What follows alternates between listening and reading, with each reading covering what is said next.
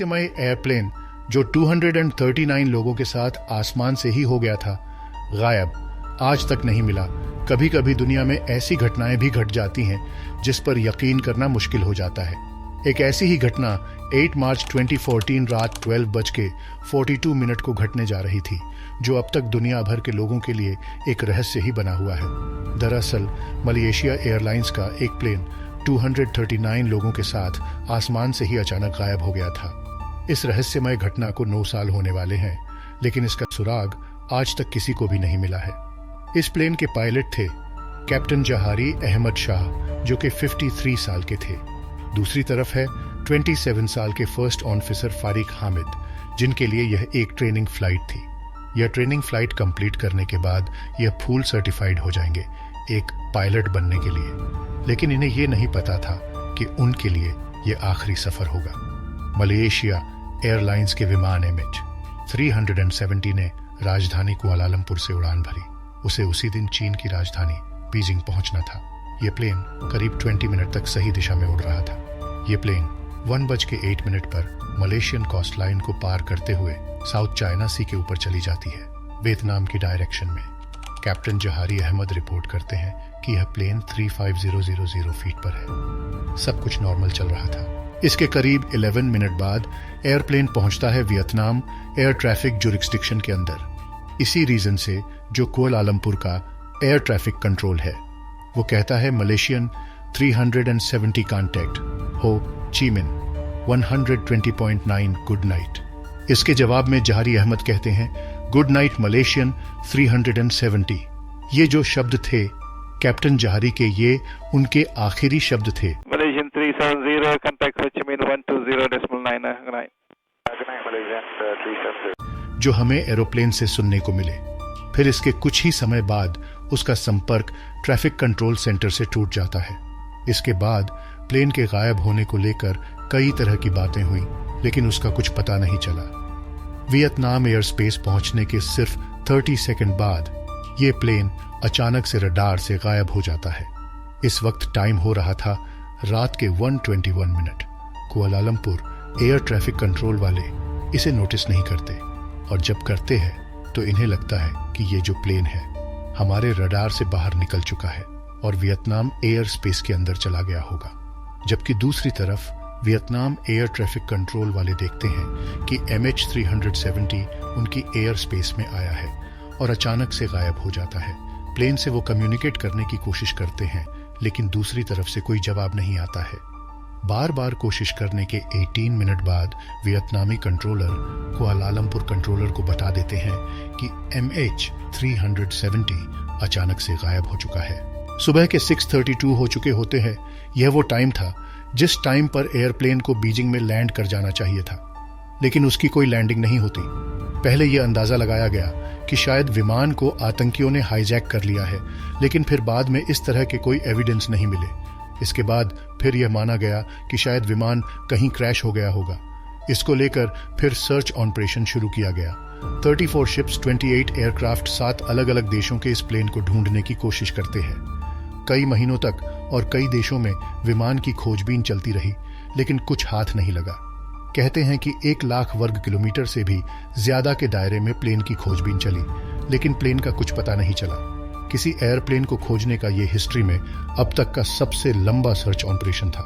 इसमें करोड़ों रुपए खर्च हुए थे। कई देशों ने भी इस सर्च ऑपरेशन में मलेशिया की मदद की थी। इसके बाद भी MH370 को ढूंढा नहीं जा सका।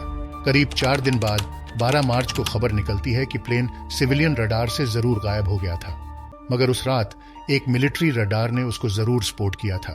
और हैरानी की बात यह है कि इस मिलिट्री रडार के अकॉर्डिंग ये प्लेन आखिरी बार देखा गया था रात के 2:21 पर, और इसकी लोकेशन साउथ चाइना सी में नहीं थी, बल्कि अंडमान और निकोबार आइलैंड के पास थी।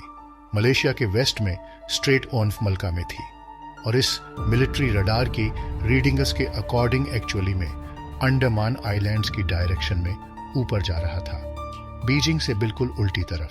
इसके बाद इन्वेस्टिगेटर्स ने कुछ और कैलकुलेशंस करी प्लेन की स्पीड को देखकर, प्लेन में कितना फ्यूल बचा था उसको देखकर, और फिर एस्टिमेट किया कि एक्चुअली में फिर प्लेन इस सर्किल की इस शेडेड एरिया में हो सकता है। इस सर्किल की इस आर्क में हो सकता है, जिसे फेमसली नाम दिया गया द सेवेंथली ark. The seven ark Australia से सिर्फ 2000 किलोमीटर वेस्ट में है। जानकारी के मुताबिक इस प्लेन में कुल 239 लोग सवार थे, जिसमें 227 यात्रियों के साथ साथ 12 चालक दल के सदस्य भी शामिल थे। इनमें सबसे ज्यादा संख्या चीन के यात्रियों की थी, उसके बाद मलेशिया के। कहते हैं कि आखिरी बार प्लेन को हिंद महासागर के ऊपर उड़ान भरते पाया गया था, लेकिन उसके बाद वो अचानक रडार की पकड़ से बाहर हो गया था। इसके बाद उसका किसी को कुछ पता नहीं चला। हर तरफ से निराशा मिलने के बाद थक हार कर जनवरी 2017 में प्लेन का सर्च ऑपरेशन भी आधिकारिक रूप से बंद कर दिया गया था। फ्लाइट MH370 ने रात 12:41 पर कुआलालंपुर से उड़ान भरी थी। ठीक उन 50 मिनट बाद विमान का ट्रांसपॉन्डर ऑन ऑफ हो गया। ATC उसी ट्रांसपॉन्डर के जरिए प्लेन और उसके रूट को जमीन से कंट्रोल करती है। जिस किसी ने भी प्लेन का ट्रांसपॉन्डर बंद किया, वो जानता था कि ट्रांसपॉन्डर के बंद होते ही विमान रडार की नजरों से गायब हो जाएगा।